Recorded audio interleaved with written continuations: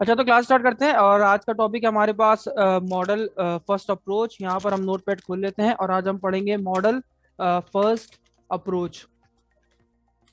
ठीक है। यहाँ पर हमने पढ़ा लास्ट टू क्लासेस में हमने देखा कि किस तरीके से जो है वो हम कोड फर्स्ट अप्रोच में काम करते हैं। कोड फर्स्ट अप्रोच में हम क्या कर रहे थे, हम मॉडल क्लास क्रिएट करते थे और हमारे पास ऑटोमेटिकली जो है वो डेटाबेस जो है वो यहाँ पर जनरेट हो जाता था। ठीक है।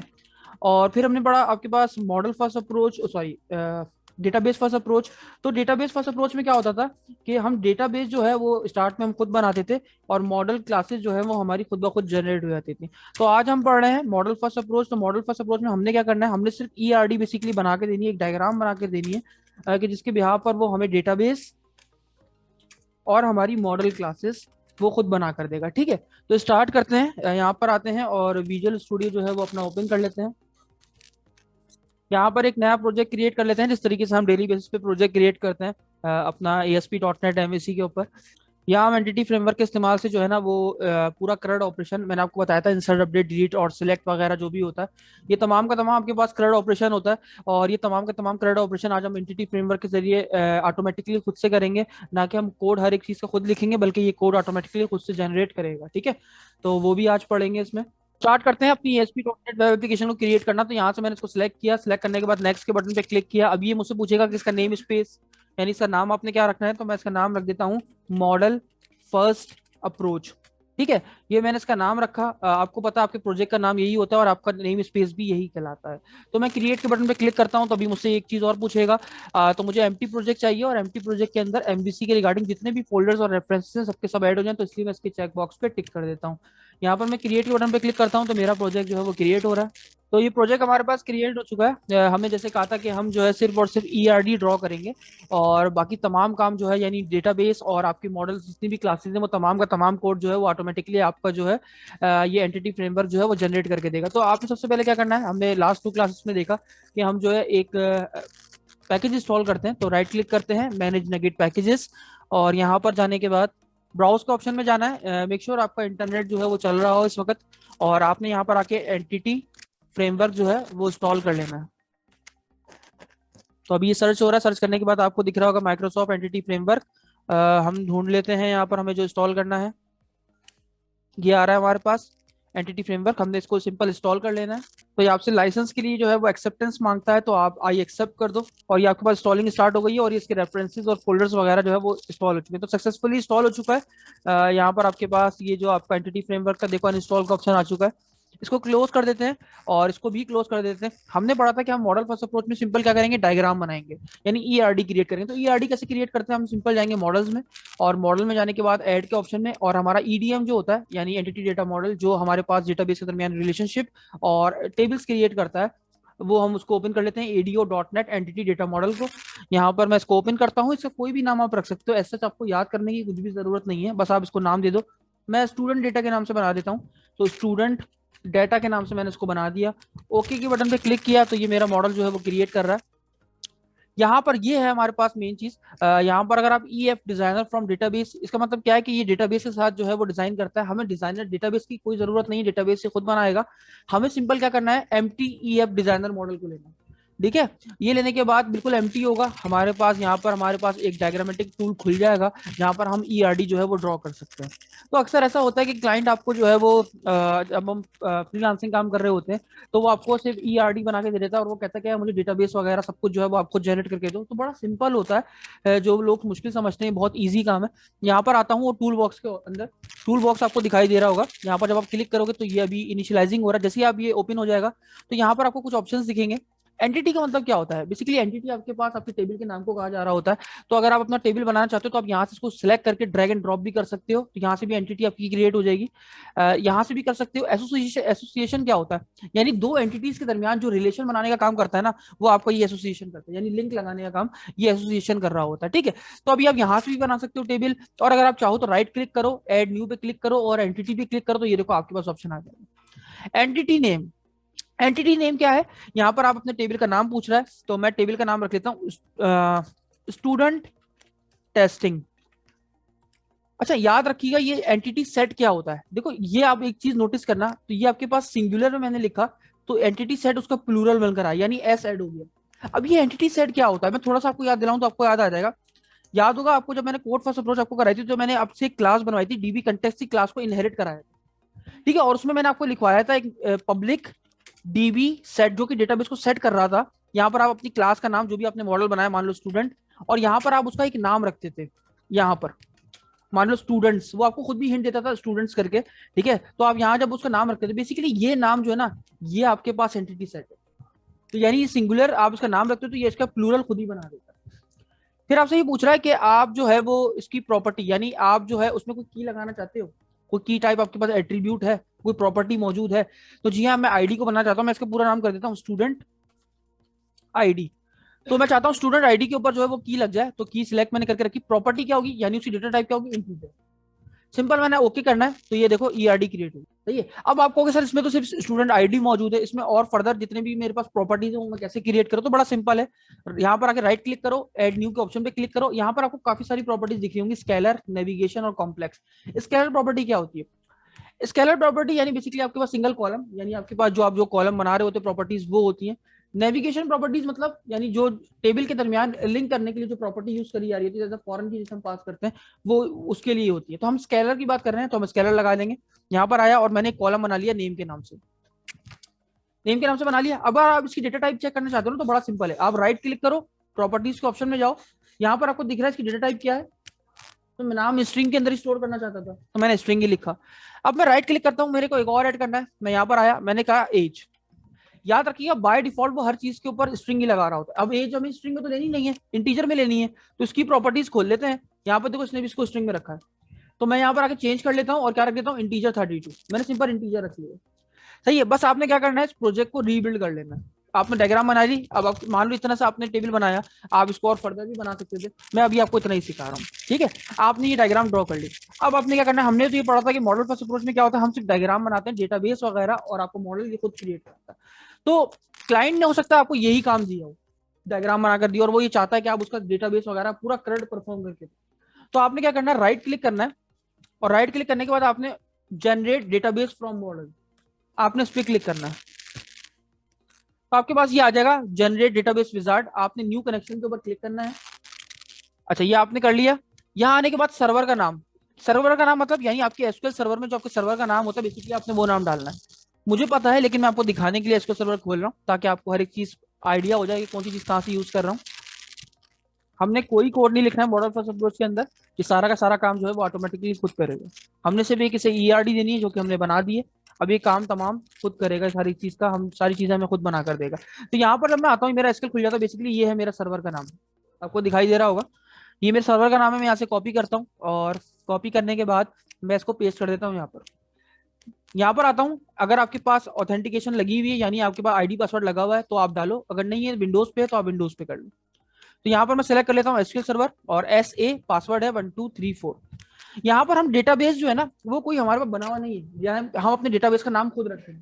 तो यहाँ पर मैं अपने डेटाबेस का नाम रख लेता हूँ, मान लो मैंने इसका नाम रखा हफ्सा डेटाबेस, ठीक है, ताकि पहले से मौजूद ना हो, तो मैंने ऐसा नाम रख लिया, ठीक है। ये रखने के बाद हमने सिर्फ ओके के बटन पे क्लिक करना है। इतना करने के बाद मैंने ओके के बटन पे क्लिक किया। अगर मेरा कनेक्शन सही बना हुआ, यानी मैंने ये सब चीजें, सर्वर नाम और ये सही डाला है, तो ये डेटाबेस क्रिएट हो जाएगा। अभी आपसे वो एक और ऑप्शन पूछेगा, आप देखिएगा क्या पूछ रहा था, database Hafsa database does not exist. जाहिर सी बात है, हमने बनाया ही नहीं है, तो एग्जिस्ट कैसे करेगा। तो वो पूछ रहा है क्या आप इसको क्रिएट करना चाहते हो। बिल्कुल, हम क्रिएट करना चाहते हैं, यस।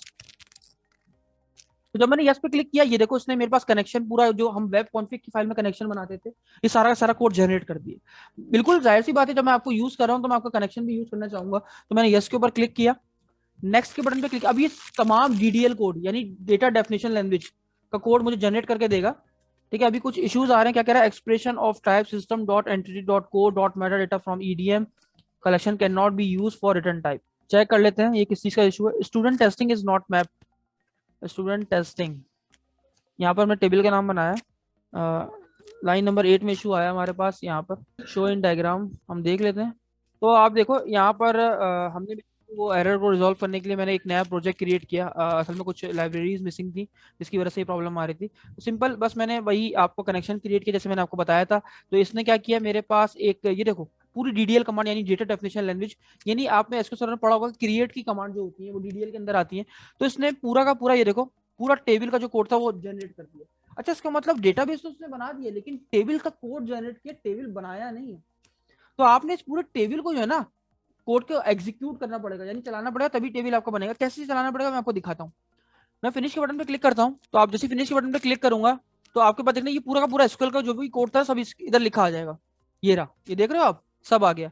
तो मान लो गलती से आपसे अगर ये फाइल बंद हो जाए, ठीक है, तो आपको परेशान होने की जरूरत नहीं कि सर मेरा तो पूरा टेबल बनने वाला जो कोड था वो चला गया, मैं कहां से लाऊं।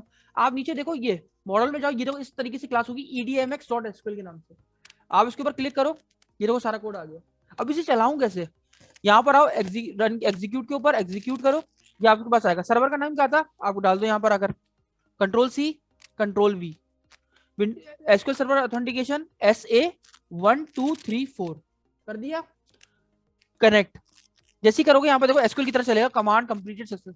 ठीक है, आपको डेटाबेस के अंदर टेबल क्रिएट हो गया। मैं भी आपको चेक भी करवा देता हूँ, यहाँ पर आता हूँ और कनेक्ट करता हूँ, यहाँ पर आके रिफ्रेश करता हूँ डेटाबेस को, तो अफसर न्यू डेटाबेस के नाम से बना होगा, ये देखो इसमें आते हैं, देखिए टेबल बना, तो आप ये देख सकते हो टेस्टिंग्स के नाम से टेबल बनी। अब मैंने आपसे ये कहा था कि ये मॉडल क्लास वगैरह खुद बना के देगा, तो आप ये देख सकते हो सारी क्लासेस जो है उसने खुद बना कर दी है। मैं आपको दिखा देता हूँ, ये असल में रीलोडिंग हो रही है, मैं इस क्लास को बंद कर देता हूँ। ठीक है, तो आप मॉडल में जाओ, ये देखो सारा का सारा जो है ना आपके पास, जब मैंने इसको एग्जीक्यूट किया तो सारा का सारा देखो कंटेक्स्ट क्लास बन चुकी है। उस कंटेक्स्ट क्लास के अंदर आपके पास ये देखो टेस्टिंग डेटा कंटेक्स्ट के नाम से बन चुकी है, देखो पब्लिक डेटा डीबी सेट सब कुछ आ चुका है आपके पास। ठीक है, सब कुछ उसने आपको बना के दे दिया, बस आपने क्या करना है इस प्रोजेक्ट को दोबारा से रीबिल्ड कर लेना है, ताकि जो सेव का मसला होता है ना कुछ स्टूडेंट्स को, सेविंग का जो मसला होता है, सेव नहीं हो रहा था उनका प्रोजेक्ट, तो वो सेव भी हो जाए। तो जब आप प्रोजेक्ट को रीबिल्ड करते हो ना तो आपका सारा सब कुछ जो है वो सेव कर देता है। ठीक है, मैं इसको कर देता हूँ क्लोज, सारी फाइलों को कर देता हूँ क्लोज। देखो हमारे पास पूरा मॉडल बन चुका है, डेटाबेस भी बन चुका है, मैंने अभी आपको डिस्प्ले करा दिया।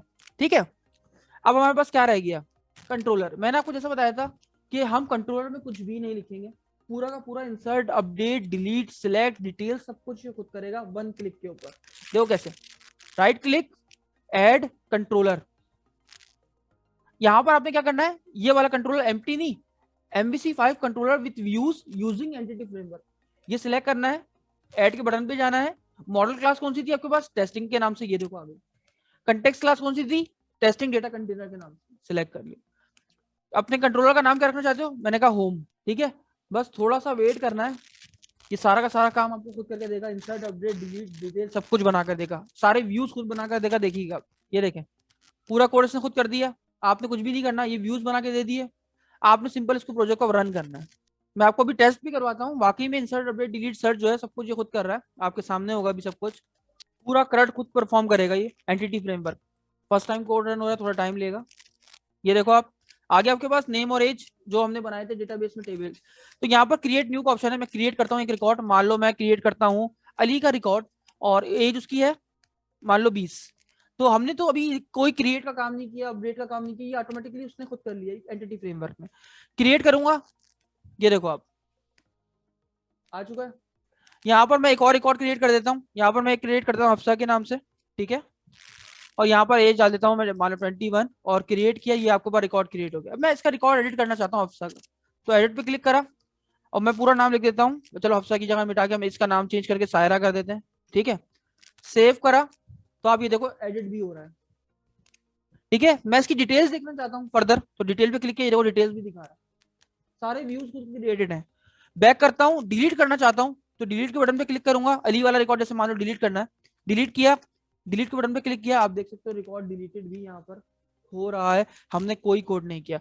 अभी हमने बस, अब हम चाहते हैं एक मैसेज लगा दें, तो पहले तो हम मैसेज लगाना चाहते हैं यहाँ पर, और हम चाहते हैं कि जब वो रिकॉर्ड इंसर्ट हो तो एक मैसेज आए। ठीक है, तो वो लगा लेते हैं जल्दी से। तो यहाँ पर आते हैं और ये हमारा था क्रिएट का रिकॉर्ड, बेसिकली हमारे पास क्रिएट और क्रिएट के पोस्ट वाले पे हम काम करेंगे। देखो वही कोड जो मैं पढ़ाता था आपको फर्स्ट सेकंड लेक्चर में, जो हमने देखा कि db.testing में जाओ, ऐड कर दो इस टेस्टिंग वाली क्लास को, सेव चेंजेस कर दो, रीडायरेक्ट कर दो इंडेक्स पेज वापस। तो हम एक मैसेज डाल देते हैं, टाइम डेटा का हम यूज कर रहे हैं क्योंकि हमें एक सेशन से दूसरे सेशन, मतलब एक व्यू से दूसरे व्यू में डेटा अगर मूव करवाना है तो हम सेशन का भी यूज कर सकते हैं और टाइम डेटा का भी मूव कर सकते हैं। सेशन क्योंकि आपकी एप्लीकेशन को स्लो कर देता है, इसलिए हम टाइम डेटा का यूज कर रहे हैं।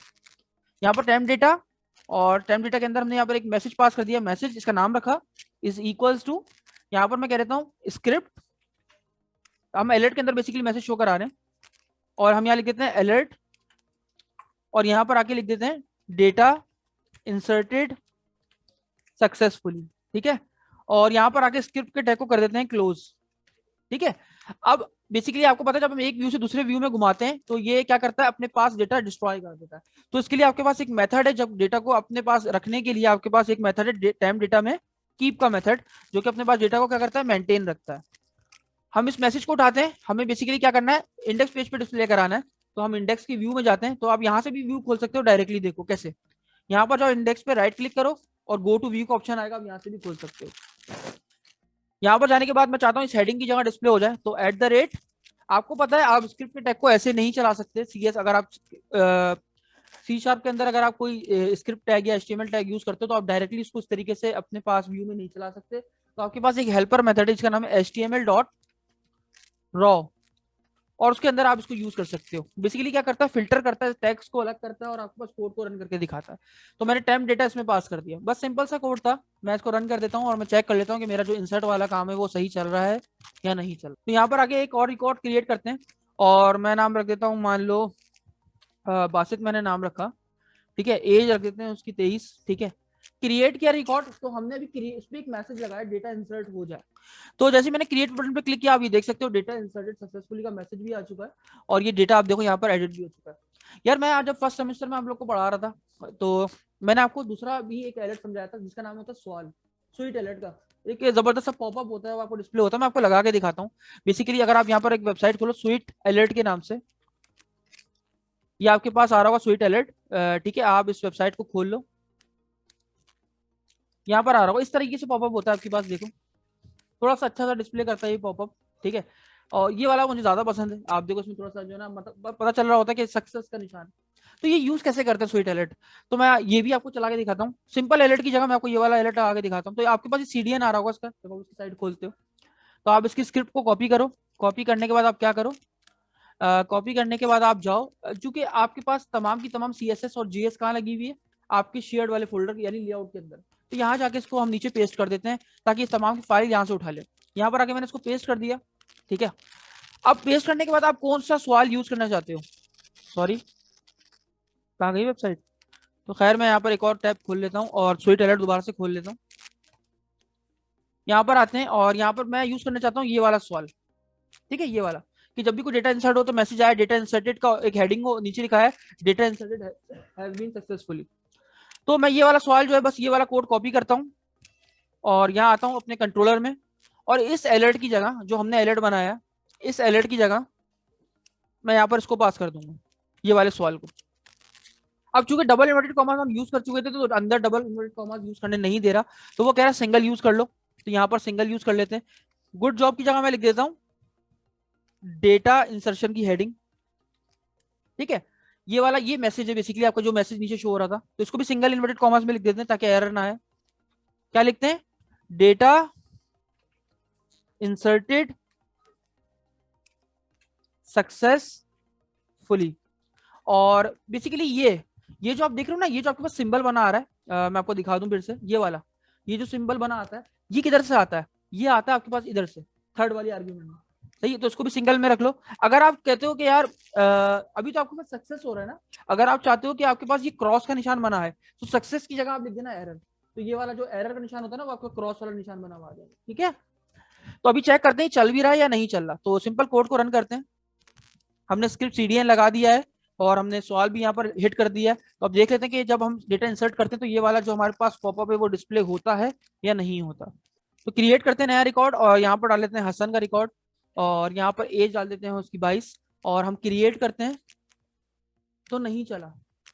क्यों नहीं चला देख लेते हैं, राइट क्लिक करते हैं, इंस्पेक्ट करते हैं और कंसोल में आते हैं तो कुछ एरर्स हैं हमारे पास। अच्छा, कह रहा है अनकॉट रेफरेंस एरर, सवाल इज नॉट डिफाइंड एट। कह रहा है मुझे पता ही नहीं चल रहा ये सवाल है क्या। इसका मतलब ये है, इसका मतलब ये होता है कि यहाँ पर जो मैंने लिंक लगाया ना लेआउट में, वो उसको मिल ही नहीं रहा, तो इसलिए नहीं मिल रहा होगा, शायद नीचे लगा हुआ है। तो हम क्या करते हैं, इसको उठाते हैं और इसको हेड टैग के अंदर लगा देते हैं, सेव करते हैं। अब चला के देखते हैं क्या रिजल्ट आता है।